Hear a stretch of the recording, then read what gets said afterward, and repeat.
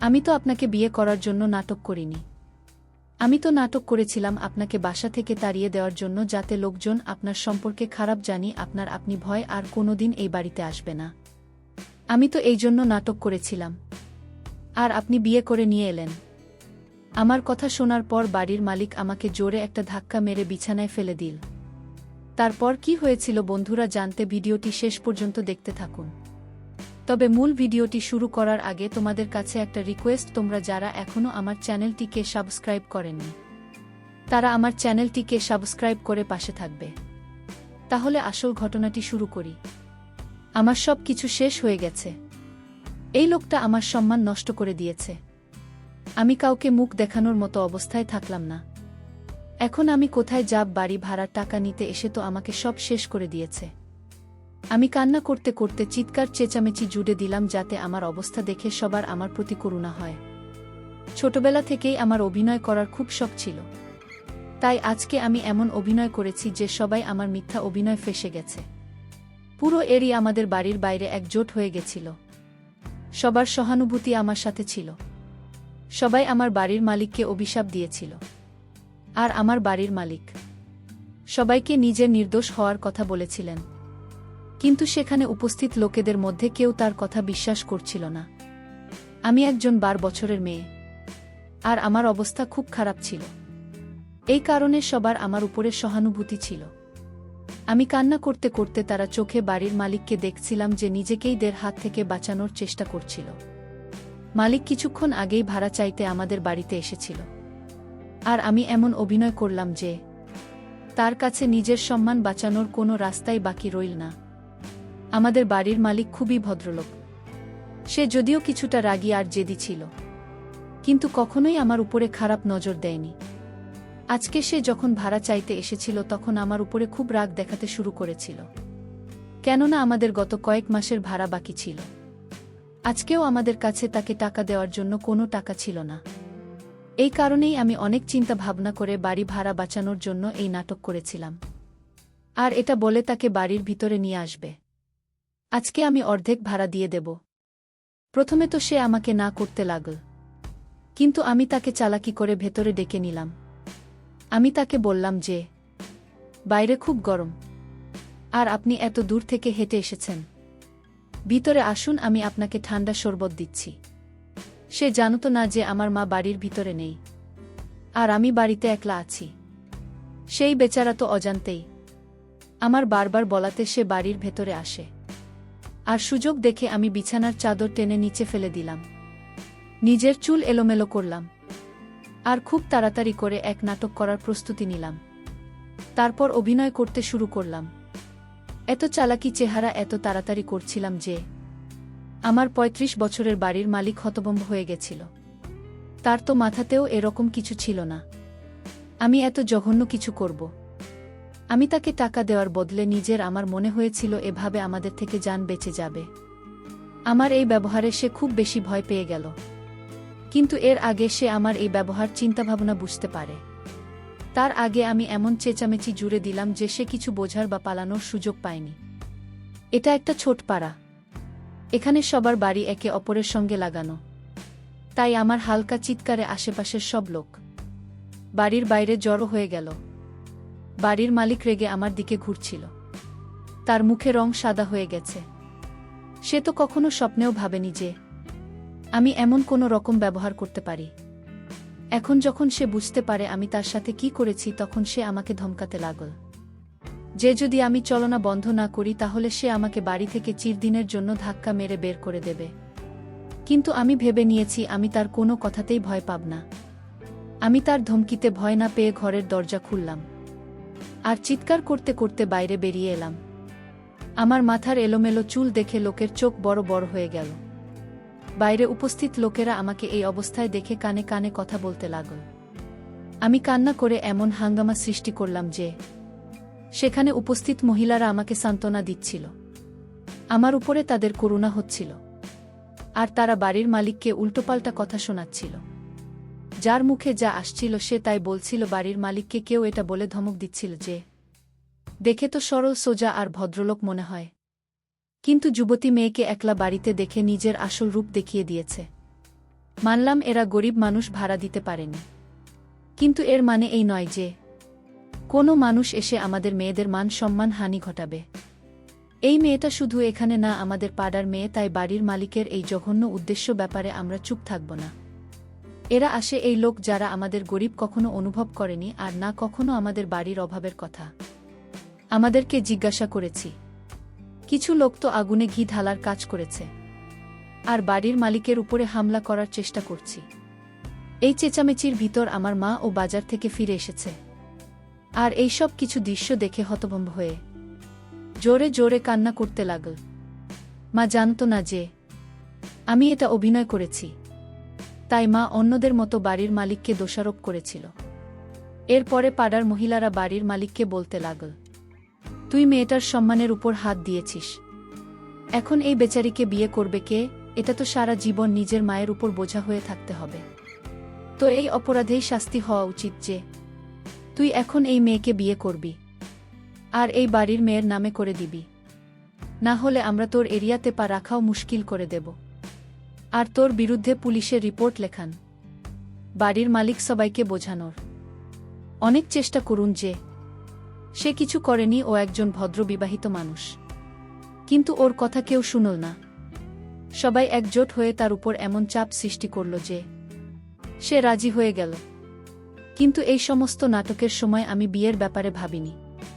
আমি তো শুধু এটা ভেবেছিলাম যে আমি ওকে বদনাম করে এ পাড়া থেকে বের করে দেব, পরে সে নিজেই ভয়ের কারণে কখনোই বাড়ির দিকে আসবে না। কিন্তু পাড়ার লোকেরা তো আমাদের বিয়ের ব্যবস্থা করতে শুরু করে দিই। আমি খুব ভালোভাবেই জানতাম যে বাড়ির মালিক বিবাহিত মানুষ, তাহলে আমি কিভাবে তাকে বিয়ে করতে পারি, আর বিয়ের পরে না জানি সে আমার সাথে কি ব্যবহার করবে। এই কারণে আমি তাকে বিয়ে করতে চাইলাম না।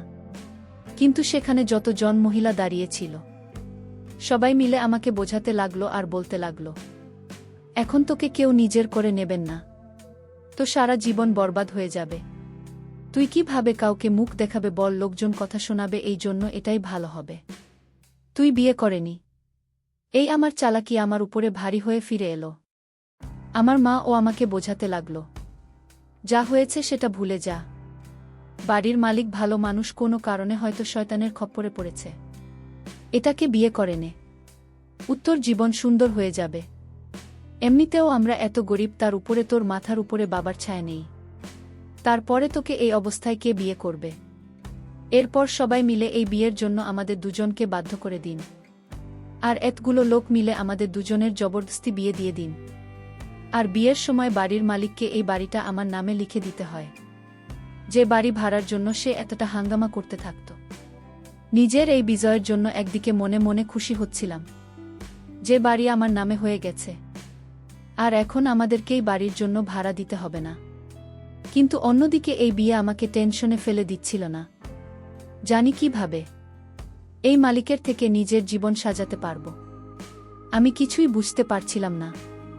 আমার মনে হচ্ছিল মালিক আমাকে কথা শোনাবে আর আমাকে উল্টোপাল্টা কথা বলে এখান থেকে চলে যাবে, কিন্তু সবকিছুই উল্টো হচ্ছিল।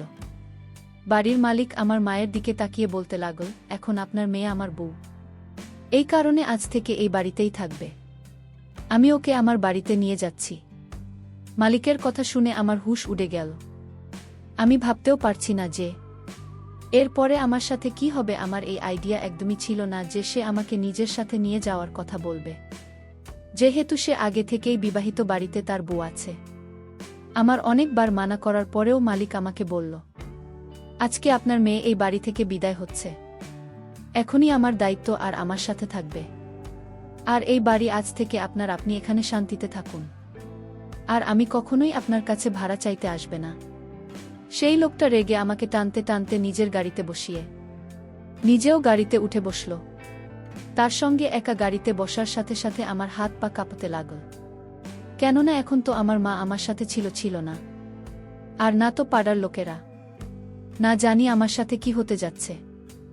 এখন যা কিছু এই লোকটা আমার সাথে করবে সেটা আমাকে একলাই সহ্য করতে হবে।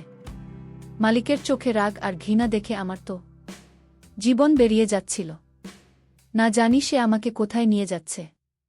1 ঘন্টা চলার পরে গাড়ি একটা ছোট্ট বাড়ির সামনে এসে থামল। এরপর মালিক আমাকে গাড়ি থেকে বের করে বাড়ির ভেতর নিয়ে আর একটা ঘোরের মধ্যে আমাকে ধাক্কা দিয়ে দিন। আমার এরকম মনে হচ্ছিল যে তুফান আসতে চলেছে। এখন আমি দেব। আরে আমার উপরে অধিকার আছে। যা কিছু করার না জানিয়ে আমার সাথে কী রকম ব্যবহার করবে, এখানে তো আমাকে বাঁচানোর মতো কেউ নেই। কিন্তু এই সময় সে আমাকে কিছু না বলে ঘর থেকে বাইরে বেরিয়ে গেল। আমি খুব চালাকি করতে গিয়ে যে তামাশা খারাপ করেছিলাম সেটা শেষ হয়ে গেছে। আর এখন আমার ভয় করছিল। না জানি এখন আমার সাথে কি হতে যাচ্ছে। এই সমস্ত কথা ভেবে আমি কাঁদতে লাগলাম। সবেমাত্র আমার কান্না করার কিছু সময় হয়েছিল, তখনই ঘরের দরজা খোল আর একটা খুব সুন্দরী মহিলা ঘরের মধ্যে এসে গেল। সে এত সুন্দরী আর ফর্সা ছিল যে আমি তাকে দেখতে থমকে গেলাম। আমি প্রথম নজরে তাকে চিনে ফেললাম যে এই আমার বাড়ির মালিকের প্রথম বই। তাকে দেখে প্রথমেই আমার মাথায় যে কথাটা এল সেটা হলো যে পুরুষের প্রথম বই এত সুন্দরী, সে আমার মতো মেয়ের দিকে কে নজর দেবে। যতই সেই মেয়েটা আমার কাছে আসতে লাগল, ততই আমার ভয় হচ্ছিল। না জানি আমার সাথে কেমন আচার ব্যবহার করবে। কেননা মহিলারা নিজের স্বামীকে কখনোই অন্য কোনো মেয়ের সাথে দেখতে পারে না। আর যেভাবে আজকে আমাদের বিয়ে হয়েছে, তাতে তো আমার এই মেয়েটার থেকে কোনো ভালো ব্যবহারের আশাই ছিল না। হয়তো ওর বর ওকে আমার সত্যিটা বলে দিয়েছে, তাই ও জানে যে আমি কিভাবে ওর বরের উপরে মিথ্যা অভিযোগ দিয়ে তাকে ফাঁসিয়েছে আর পুরো এরিয়ার সামনে তাকে অসম্মান করেছি। তাই এখন হয়তো আমার থেকে সবকিছু বদলা নেবে। যদি সত্যি সবকিছু জানে, তাহলে না জানি আমার সাথে কি করে বসবে। সে আমাকে খুব ঘুরে ঘুরে দেখছিল। কিছু সময় চুপচাপ আমাকে দেখতে থাকো। তারপরে হেসে বলতে লাগল, তুমি তো খুবই সুন্দর, কিন্তু তুমি কেমন নববধূ, তুমি তো সজনী বিয়ের কাপড় ও বনি। তার কথা শুনে আমি হতবাক হয়ে তার মুখের দিকে তাকিয়ে রইলাম। তার কথায় না তো কোনো জল ছিল আর না তো কোনো তেরচাভাবে ছিল, বরং তার মুখের উপরে হালকা হাসি লেগেছিল। তার এই হাসি আমাকে খুব অবাক করেছিল। তার চোখ যখন আমার খালি হাতের উপর পড়ল, তখন সে নিজের হাত থেকে চুড়ি খুলে আমার হাতে পরিয়ে দিল। আমি তার এসব কাজ খুব অবাক হয়ে দেখছিলাম। আমি তার সতীন, তারপরেও সে কিভাবে আমার সঙ্গে এত ভালোবেসে কথা বলছে, আর সেটাও এমন। বিয়ের পরে সে কিছু সময় আমার কাছে বসে থাকল আর আমার সঙ্গে কথা বলতে থাক। তার কথায় মধু ঝরে পড়ছিল। সে আমাকে এমন কোনো কথা বলেনি যাতে আমার এরকম মনে হয় সে আমাকে ঘৃণা করে। তার মাধুর্যপূর্ণ কথা শুনে আমার কিছুটা সাহস পেল। আমি ভয়ে ভয়ে তাকে বললাম, পশ্চিমের থেকে আমার খুব ভয় লাগছে না। জানি সে আমার সাথে কি করবে। আমি জানি যে কারণে সে আমার উপরে বিরক্ত হয়েছে, সেটা অনেক বড় ভুল, কিন্তু অভাব আমাকে এমন করতে বাধ্য করেছে। আমার কথা শুনে সে বলতে লাগল, তুমি চিন্তা করো না, জয়নাল খুব ভালো মানুষ, ও তোমার কিছুই করবে না। এরপর সে উঠে বাইরে চলে গেল। আর কিছু সময় পরেই ফিরে এল। এবার যখন ফিরে এল, তখন ওর হাতে দুধের গ্লাস ছিল। ও সেই দুধের গ্লাসটি আমার হাতে ধরিয়ে দিল আর বলল, এই দুধ খেয়ে নাও।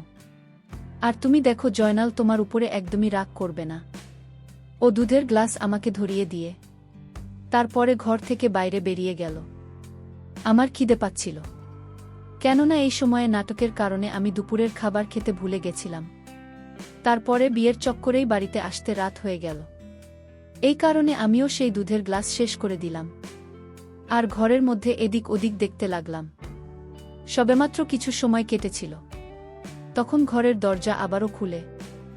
আর এটা দেখে আমার বুঝি দামটা বেরিয়ে গেল যে আমার সতীর বর্ষে যে ঘরের ভিতর আসছে। আরও এসে ঘরের দরজা ভিতর থেকে বন্ধ করে দিল। তার ব্যবহারে আমি খুব অবাক হয়ে গিয়েছিলাম। না জানিও তার বিয়ের শেরওয়ানি পরে এসেছিল, যেটা ওর সাইজে অনেক বড় ছিল, আর মাথার উপরে বরের উপরে ছিল যেটা। বিয়ের দিন নতুন বর পরে আমি তো বুঝতেই পারছিলাম না। এই তো কিছুক্ষণ আগে আমার সাথে একদমই ঠিক ছিল আর আমার সঙ্গে কথা বলছিল। হঠাৎ করে কি হয়ে গেছে? এই কেন বরের কাপড় পরে আমার কাছে এসেছে? আরে দরজার ভিতর থেকে লাগিয়ে দিয়েছে কেন? সে আস্তে আস্তে আমার বিছানার উপরে এসে বসে পড়ল আর তার হাতে ধরা একটা ছোট্ট মহলের ডিব্বা খুলে আমার সামনে রেখে দিল, যার মধ্যে খুব সুন্দর একটা সোনার চেন চকচক করছিল। সে সুন্দর করে হেসে আমাকে বলতে লাগল, এটা আমার তরফ থেকে তোমার মুখ দেখার গিফট। তুমি আমার সুন্দরী বউ। তার এই কথা শুনে তো আমার জীবন জ্যান বেরিয়েছিল। আমি পারব কিভাবে হতে পারে, সে তো নিজেই একটা মেয়ে। না জানি কেন সেরকম পাগল পাগল কথা বলছিল। ভয় পেয়ে আমি বিছানা থেকে উঠে দাঁড়িয়ে তাকে বললাম, মনে হয় তোমার মাথা খারাপ হয়ে গেছে। তুমি কি সব উল্টোপাল্টা কথা বলছো? আমাকে দাঁড়াতে দেখে এসে আমাকে বিছানায় বসিয়ে বলতে লাগল, আমি বলছি তুমি আমার বউ, তাই তুমি এখান থেকে কোথাও যাব না। আমি তোমার খুব খেয়াল রাখব। তোমাকে খুব ভালোবাসতো, কিন্তু তুমি আমাকে ছেড়ে কোথাও যেও না। আমি হতভম্ব হয়ে তার কথা শুনছিলাম। বুঝতে পারছিলাম না কিভাবে ঘর থেকে বাইরে বেরিয়ে পালিয়ে যাব। এই মেয়েটা রোগা পাতলা হওয়ার পরেও আমার উপরে নিজের জোর দেখাচ্ছিল। বন্ধুরা, বাকি ইতিহাসটা আগামীকাল আপলোড দেওয়া হবে। সেই পর্যন্ত সবাই ভালো থাকবেন, সুস্থ থাকবেন।